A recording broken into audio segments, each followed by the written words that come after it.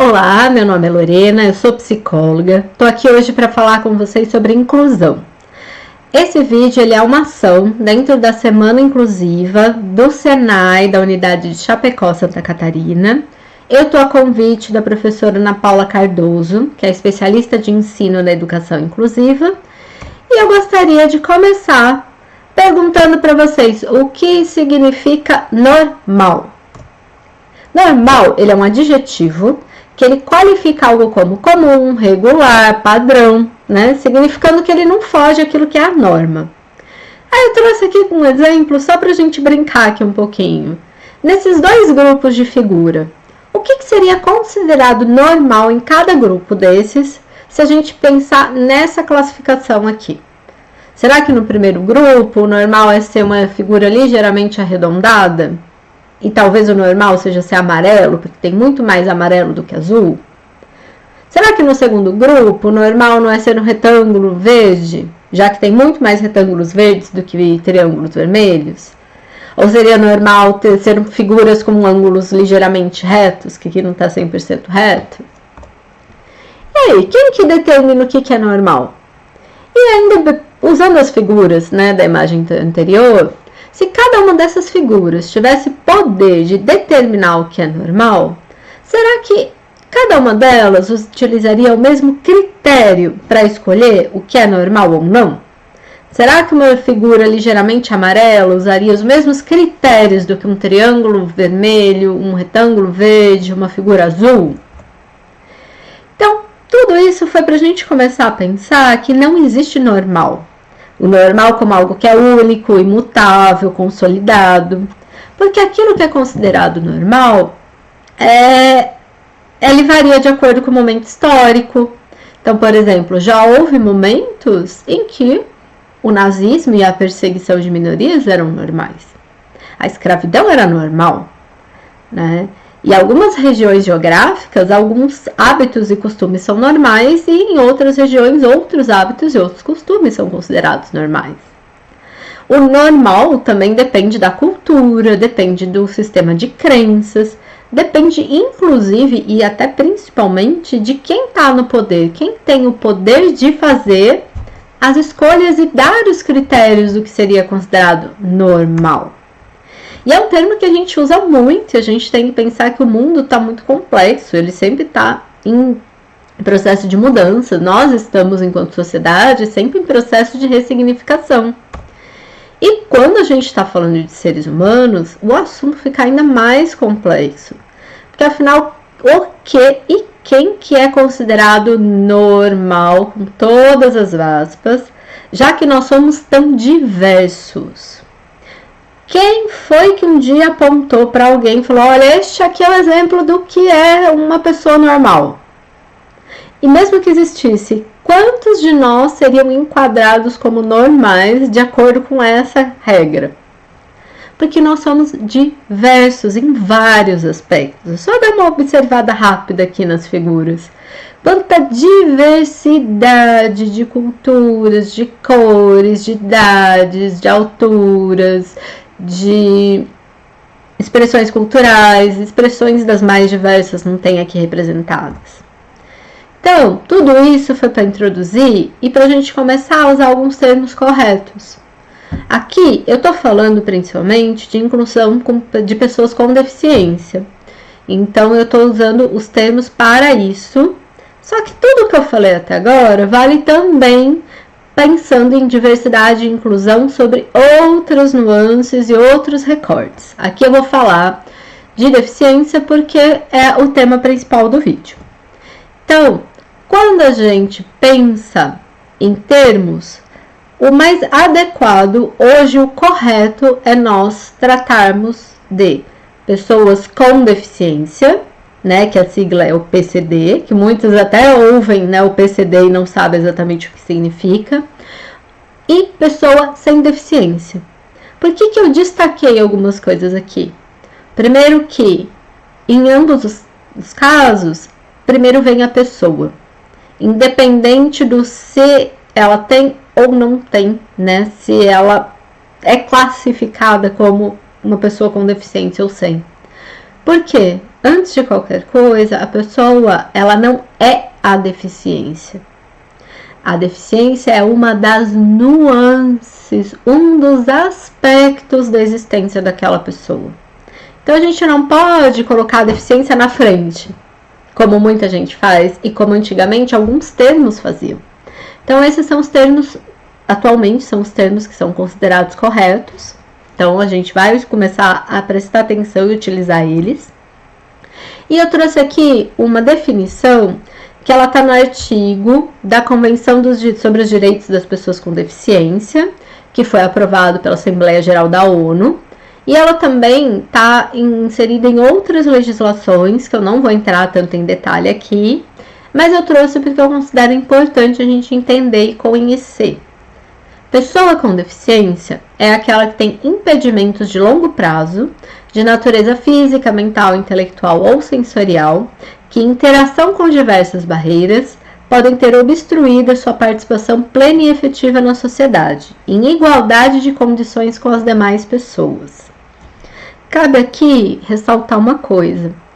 Antigamente, quando a gente pensava em pessoas com deficiência, era muito comum a gente ter o que chama-se de olhar biomédico, que é o quê? A gente olha só a condição daquela pessoa como se ela fosse algo à parte, separado da sociedade e que a deficiência é algo que a pessoa tem ou não tem, tá? Só que hoje a gente já entende que, na verdade, o ponto está na participação, está não na deficiência na pessoa em si, mas em como a nossa sociedade é estruturada para receber ou não, para incluir ou não essas pessoas. Então, hoje a gente tem um olhar que não tem a ver só com a pessoa ou com a família da pessoa com deficiência. A gente pensa nas interações sociais, nas interações desta pessoa em vários espaços físicos e espaços objetivos e subjetivos. E eu trouxe alguns dados mais recentes, né, da Pesquisa Nacional por Amostra de Domicílio das Pessoas com Deficiência de 2022, do IBGE. Então, hoje nós temos 18,6 milhões com 2 anos ou mais que são pessoas com deficiência aqui no Brasil. Em porcentagem, isso dá 8,9% da população. Eu aproximei esse valor da porcentagem só para a gente ter um critério para prosseguir e para pensar em alguns pontos. Então, de cada 100 brasileiros, 9 são pessoas com deficiência. E se a gente tomar a liberdade de aproximar um pouquinho mais, praticamente 1 a cada 10 pessoas no Brasil são pessoas com deficiência. E aí eu queria que vocês pausassem, observem o espaço que vocês estão agora, pensem nos espaços que vocês costumam frequentar e me digam uma coisa. A cada 10 pessoas que estão nesses espaços, pelo menos, supostamente uma dessas pessoas tem deficiência, né? É uma pessoa com deficiência. Se a gente não está observando essa proporção na maior parte dos espaços, o que será que está acontecendo? Quais serão os motivos para essas pessoas não estarem em todos os espaços? Eu trouxe alguns pontos para a gente considerar juntos. Primeiro ponto, eu trouxe aqui os tipos de deficiência, agrupados em grandes grupos. Cada grupo desses tem várias subcategorias. Eu não vou entrar em detalhe aqui, não é esse o meu intuito. É só para a gente ter uma linha de raciocínio. Então, nós temos deficiências físicas, visual, auditiva, intelectual, psicossocial ou múltipla, que é quando uma mesma pessoa tem 2 ou mais deficiências. E existem aquelas deficiências que elas são visíveis ou perceptíveis, ou seja, alguém que não conhece aquela pessoa consegue perceber de primeira que é uma pessoa com deficiência. E existem também as deficiências que nós chamamos de invisíveis, não perceptíveis ou ocultas, que são aquelas que num primeiro momento, quem não conhece a pessoa não consegue saber se aquela pessoa é uma pessoa com deficiência ou não. E eu trouxe aqui uma coisa curiosa. Se se vocês estiverem algum dia em algum espaço e verem alguém usando no pescoço esse cordão de girassol, ele é um dos símbolos que pode ser utilizado para pessoas com deficiência oculta, para que de alguma forma isso seja sinalizado para outras pessoas. Seja para que essas pessoas possam utilizar de direitos, né, acessar direitos que elas já se conquistaram, seja para que outras pessoas saibam que talvez ela tenha alguma necessidade de apoio. Então, se você vê, agora você já sabe o que é. E também a gente tem algumas deficiências que elas estão presentes desde o nascimento da pessoa e outras que são adquiridas ao longo da vida. E eu trouxe aqui um gráfico também do IBGE que eu achei muito interessante para exemplificar uma coisa. Esse gráfico ele dá a proporção de pessoas com deficiência em cada grupo de idade. E a gente pode observar que esses últimos dois, eles são as barras maiores. Aqui nós temos pessoas de 40 a 59 anos e aqui de 60 anos ou mais. Então, uma coisa para você pensar. Não é todo mundo, mas em algumas pessoas com a idade começam a haver dificuldades de locomoção, algumas perdas sensoriais, mas mais comum é que sejam perdas visuais ou auditivas. Então, essas pessoas também entrariam na classificação de pessoas com deficiência. E não é todo mundo que para pensar que o idoso que está já com algumas dificuldades também está enquadrado aí. Talvez seja também um dos motivos que faz a gente não parar para perceber aquela proporção de 1 para 10 que eu tinha comentado. E eu trouxe aqui também, de novo, a mesma definição que eu não vou ler inteira, mas eu destaquei aqui, ó, uma interação com diversas barreiras, que é outro ponto de por que será que nem todos os espaços têm aquela proporção de pessoas com deficiência ou sem deficiência. A gente precisa pensar em acessibilidade, que é o quê? É um conjunto de dimensões físicas, complementares e indispensáveis para que haja efetiva inclusão das pessoas com deficiência em todos os setores. Então, muitas vezes, a gente não percebe as pessoas com deficiência também porque elas não estão lá mesmo. Porque às vezes falta, às vezes não. Infelizmente, na maior parte das vezes, ainda falta acessibilidade. E quando a gente fala de acessibilidade, a gente está falando de várias coisas. Desde acessibilidade arquitetônica, que é quando não tem alguma barreira ambiental física nos espaços, né, que as pessoas precisam frequentar ou nos meios de transporte. Existem a acessibilidade comunicacional, que é quando a gente não tem barreiras na comunicação interpessoal, né, ou seja, cara a cara ou um grupo de pessoas, escrita ou virtual. Então, ó, já vão reparando, olha para o espaço físico que vocês estão. Arquitetonicamente, ele é construído para qualquer pessoa conseguir se locomover aí com facilidade. A parte da comunicação. Existe alguém do seu convívio que tem uma necessidade de adaptação nas questões de comunicação?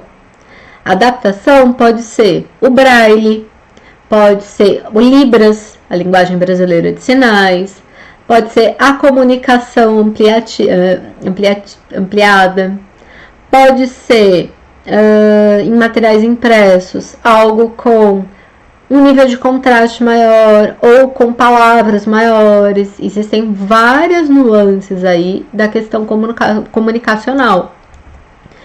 Nós temos também acessibilidade metodológica, que é quando nós não temos barreiras em métodos e técnicas de estudo, em ambientes escolares, de trabalho nos ambientes profissionais, de ação comunitária, né, que é social, cultural, artística, de educação dos filhos, né, que é familiar.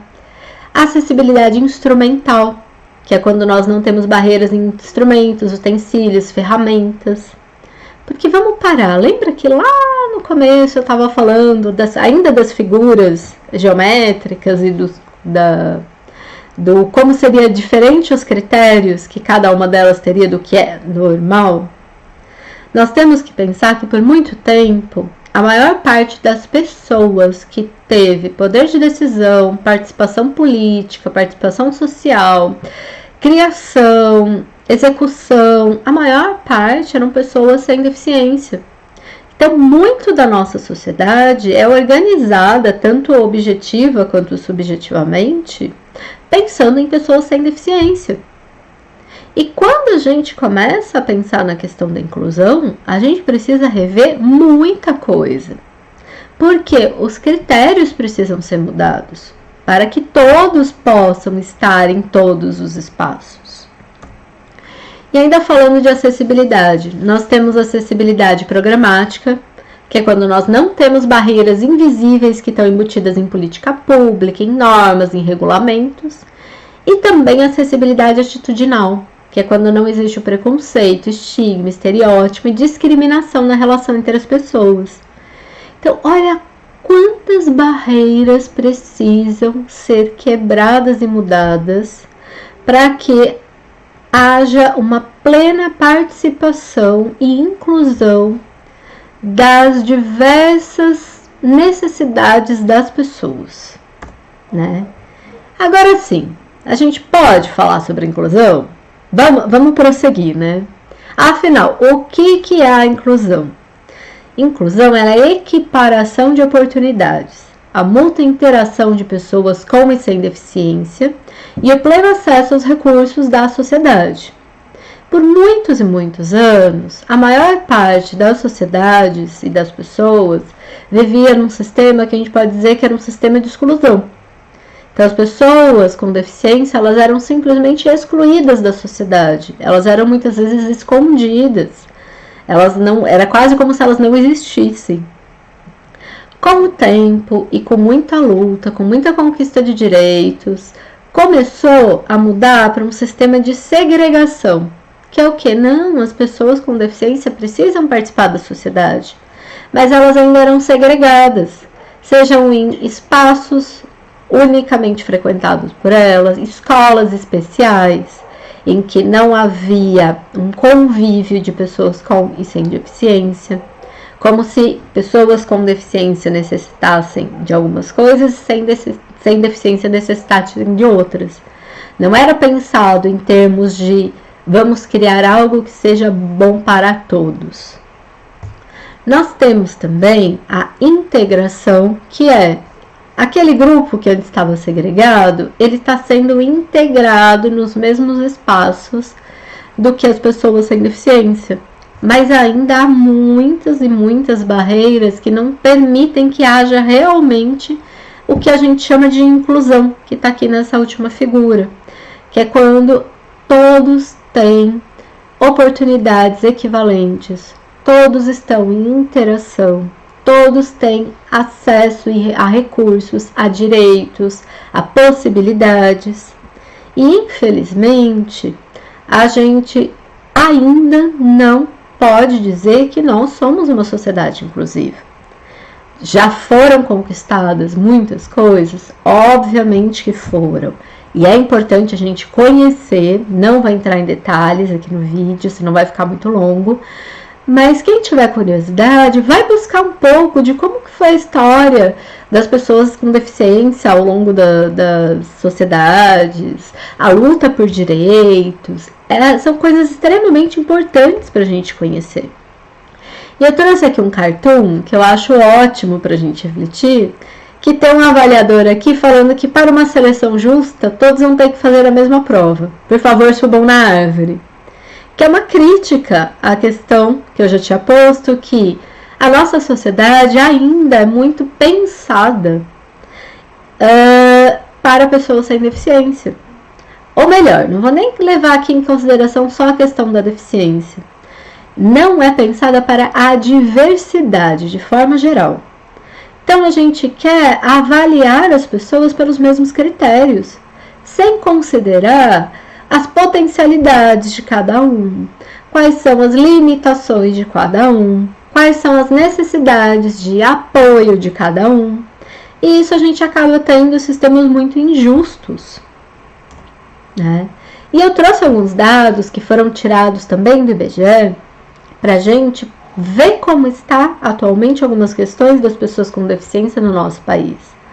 Então, por exemplo, quando a gente pensa em inclusão na educação, aqui a gente pode observar que existem muito menos pessoas com deficiência do que sem deficiência, né, em porcentagem, inseridas nas escolas. E isso agrava mais quando são jovens, de 15 a 17 anos. 37% só das pessoas com deficiência nessa faixa etária estão na escola. O que será que está acontecendo? Será que estão tendo barreiras para essas pessoas estarem dentro do ambiente escolar? Será que tem outras questões sociais ali que estão influenciando, que eles não conseguem permanecer, eles estão precisando trabalhar, falta acesso para eles chegarem? O que está acontecendo? E mesma coisa em trabalho. Aqui, nessa imagem, nós temos aqui as pessoas de 14 anos ou mais de idade que estão trabalhando. Então, a gente vê que existe uma participação menor em porcentagem de pessoas com deficiência. E se a gente olha para o mercado de trabalho formal, que é aquele que costuma ter mais direitos, das pessoas com deficiência que estão trabalhando, 34,3% estão no mercado formal. O restante está trabalhando na informalidade. E a taxa de desocupação não é tão distante assim, mas nós temos também uma taxa maior. O que está acontecendo? O que a gente precisa fazer para que as pessoas com deficiência tenham mais anos de estudo, tenham mais condições de adentrar ao mercado de trabalho, tenham mais posições que sejam adequadas, tenham garantido o direito de ter emprego apoiado? Porque a pessoa que tem baixa escolaridade e que não consegue uma inserção no mercado de trabalho, ou consegue uma inserção parcial, ela vai ter uma menor renda, ela vai ter uma série de outras questões ali. E eu trouxe também até a questão de que menos que 1% das pessoas eleitas para as câmaras de vereadores, né, que é o poder legislativo local, é formado por pessoas com deficiência. E por que é importante a gente saber disso? Porque quanto mais diversidade a gente tem com relação àqueles que estão representando o povo, dentro dos poderes que têm possibilidade de criar leis, de fiscalizar se as leis e os direitos estão sendo garantidos, como que a gente vai saber se as pessoas que estão lá estão considerando questões que são importantes para pessoas diversas, né? Então, a gente tem uma taxa muito baixa. E um outro ponto que eu queria discutir com vocês é a questão do capacitismo, que é a discriminação, preconceito ou opressão contra a pessoa com deficiência, que muitas vezes está fundamentado na suposição de que ter uma deficiência é indesejável, que as pessoas com deficiência são menos capazes ou menos dignas de respeito, oportunidade. E é super delicado, porque existem algumas ações que claramente são capacitistas, por exemplo, uma ofensa, uma exclusão. E existem algumas questões que são nuances muito sutis para quem não está acostumado a perceber. Então, por exemplo, existem algumas expressões idiomáticas que são extremamente capacitistas e a gente usa sem nem pensar nelas. Por exemplo, usar algum termo, né, designado para alguma deficiência para xingar alguém, para ofender alguém. Você está dizendo assim, nossa, quer dizer então que isso é uma ofensa, ser deficiente, né, ter uma deficiência seria uma ofensa, né? Não garante direitos, subestimar a pessoa com deficiência, porque ela tem uma deficiência com algo que não tem nada a ver, ou ao contrário, superestimar. Às vezes a pessoa está fazendo uma atividade cotidiana, ou tá, sei lá, numa escola, na festa, na balada, num casamento, tá? Enfim. E chega alguém assim, nossa, mas você é incrível, você é guerreiro, você é um exemplo. Isso também é capacitismo disfarçado de elogio. Mesmo que a intenção seja boa, é quase como se você achasse assim, olha, essa pessoa não deveria estar aqui fazendo isso. Ela não teria capacidade. Outra forma é quando a gente infantiliza pessoas com deficiência, isso é algo muito comum, infelizmente. Ou quando a gente pressupõe que a deficiência é uma doença, deficiência é uma condição, é diferente. Também quando a gente não estimula e não dá espaço para autonomia, para participação social. Enfim, tem várias expressões do capacitismo. E eu trouxe aqui uma frase que é um dos lemas, né, das pessoas com deficiência que estão ali, muitas vezes trabalhando e lutando pelos seus direitos, que é um nada sobre nós sem nós. Como eu disse, né, é muito comum ainda que a maior parte das pessoas que tem algum poder, seja um pequeno poder ou um poder maior, que elas falem pelas pessoas com deficiência. E a gente precisa incluir as pessoas em todos os processos de decisão. A gente precisa trazer e tornar os nossos processos todos muito mais inclusivos. Porque não é só escutar, é uma participação efetiva, inclusive com ganho de poder também. De poder, de voz, de voto. E para a gente ir finalizando, eu queria que vocês pensassem, e aí, quem que é responsável por tudo isso? Tanto por manter esse sistema quanto por mudar. E é importante a gente pensar que existem responsabilidades individuais e responsabilidades coletivas. E que algumas coisas estão meio que ali no meio do caminho, né? Por exemplo, nossa responsabilidade individual é ser respeitoso, que é o mínimo, Permitir e incentivar acesso. Questionar quando a gente vê quando a gente perceber alguém tendo uma atitude capacitista, denunciar casos de violência, casos de capacitismo, incluir estas pessoas no nosso cotidiano, as pessoas com deficiência, não por elas terem deficiência, mas pelas pessoas que elas são, né? Pensar em quem eu vou votar. Nossa, Lorena, mas você vai falar de política? Sim, não estou falando de política enquanto partido, candidato, não nesse ponto. Mas enquanto eleger pessoas que estão ali comprometidas com o que a gente chama de política pública, que é a criação e a execução de leis e de garantia de direitos para todos.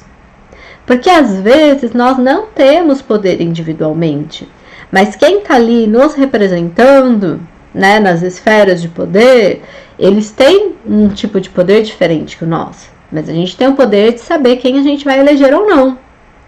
E a nossa responsabilidade coletiva também envolve os espaços que a gente frequenta, as organizações, as instituições, levar este debate para mais lugares, ampliar a nossa percepção. Tem vários pontos que a gente pode pensar nesse sentido. Porque quanto mais gente lutando, mais fácil ou menos difícil se torna garantir que esses direitos já conquistados sejam efetivados, garantir mais direitos, não só para as pessoas com deficiência, mas para todas as pessoas, cada um com as suas necessidades. É importante a gente bater nessa tecla, porque existem algumas leis que elas são específicas para alguns grupos, porque eles têm necessidades diferentes. Então, a gente precisa, sim, também garantir isso. E eu trouxe aqui uma frase, né, na verdade, um texto do Brecht, que eu gosto muito, que se chama Nada é Impossível de Mudar. Desconfiai do mais trivial, na paciência singelo, e examinai, sobretudo, o que parece habitual.